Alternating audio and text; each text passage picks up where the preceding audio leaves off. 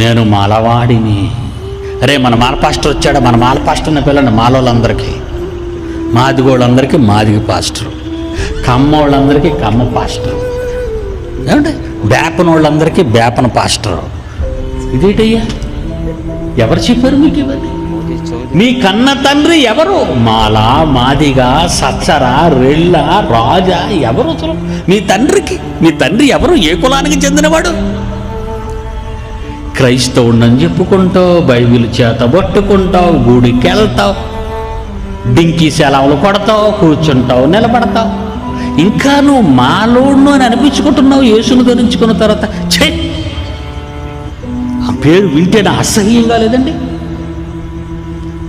ఆయనేమంటున్నాడు?